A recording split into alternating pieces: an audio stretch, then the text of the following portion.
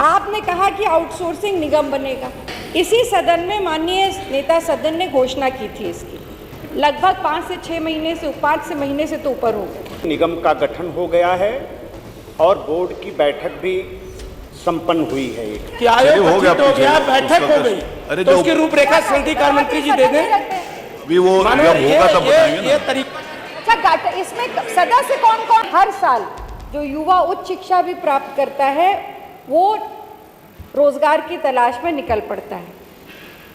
सबसे बड़ी जो आज समस्या आ गई है, मुझे नहीं पता कि ये जो नई आउटसोर्सिंग की जो नई परिभाषा तय करके सरकार ने, ज़्यादातर विभागों में कोई विभाग अछूता नहीं रह गया। शिक्षा हो, स्वास्थ्य हो, परिवहन हो, पर्यटन हो, हर विभाग में आउटसोर्सिंग की प्रथा चालू हो गई।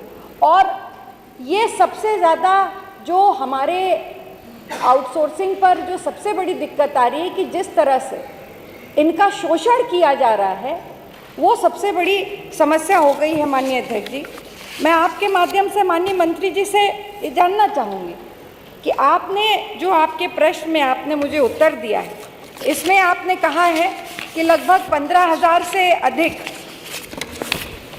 आपने रोजगार मेले 13,000 से अधिक रोजगार मेले आयोजित किए, जिसमें 15,96,000 अभ्यर्थियों को निजी क्षेत्र में चयनित किया गया। और ये आंकड़े आपने 2017 से 2031 तक के दिए हुए हैं। यदि औसत लगाया जाए तो लगभग 1,60,000 अभ्यर्थियों को आपने समायोजित करने का प्रयास किया है।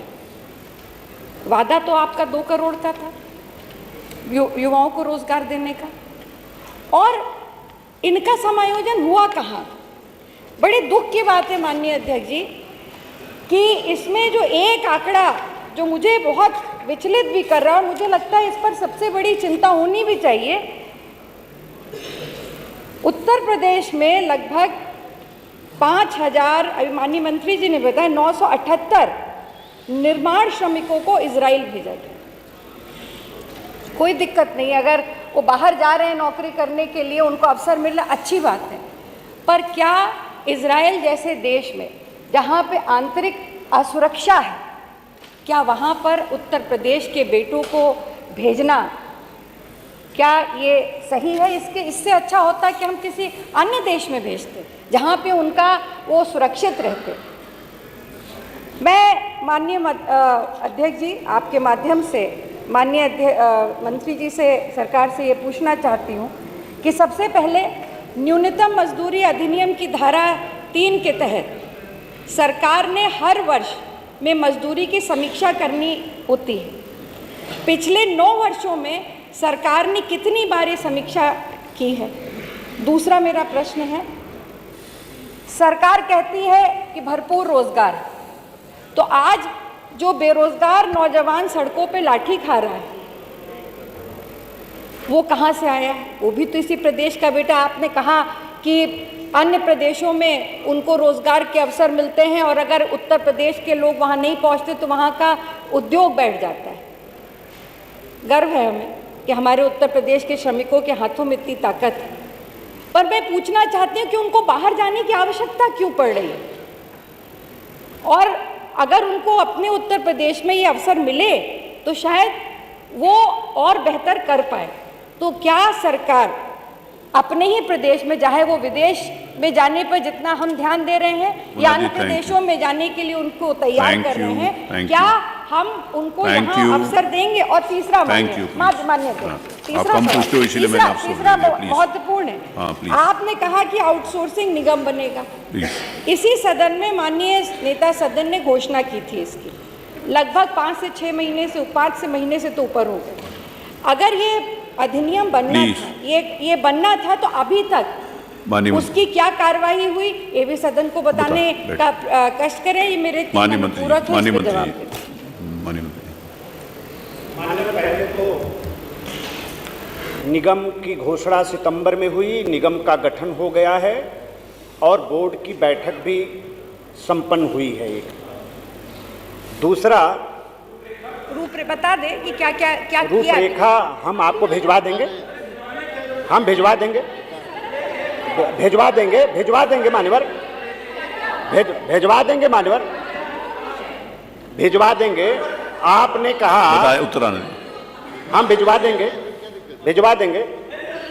और मैं अभी उपलब्ध नहीं होगा मान्यवर, जो इजराइल, अरे बाई चांस नहीं होगा, जो माननीय सदस्य आराधना जी ने इजराइल वाली बात कही मान्यवर, तो एक तो इजराइल भारत का मित्र देश है मान्यवर, और हमने 6000 लोगों को भेजा और अभी भी 1000 लोगों को भेजने की कार्रवाई प्रक्रियाधीन है मान्यवर।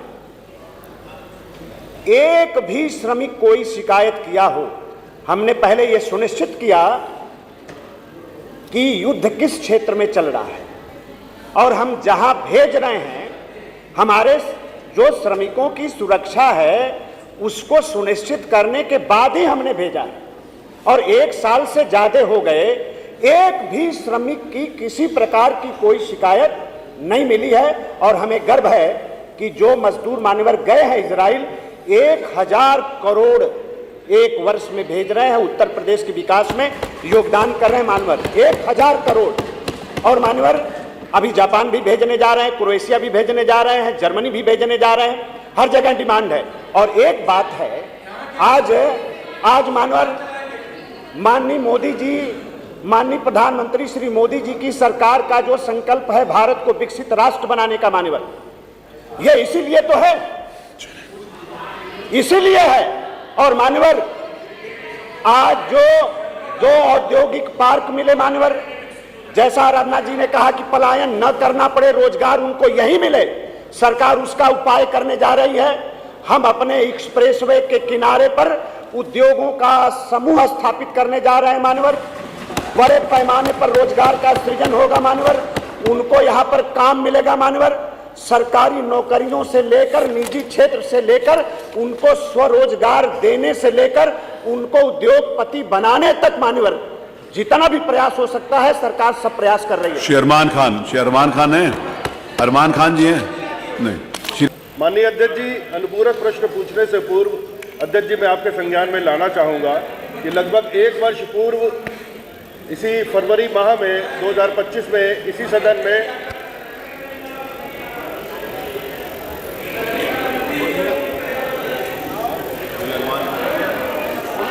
अरमान खान साहब पूछ लें। अगर सितंबर के महीने में की घोषणा है कि आयोग हो गया, गठित हो गया, बैठक हो गई, अरे तो जो उसकी रूपरेखा संधि कार्य मंत्री जी दे दें। भी वो जब होगा तब बताएंगे ये ना। तरीका, अच्छा, इसमें सदस्य कौन कौन है? शेरमान खान, आपका कुछ मेरे को मंशा अच्छी नहीं लग रही,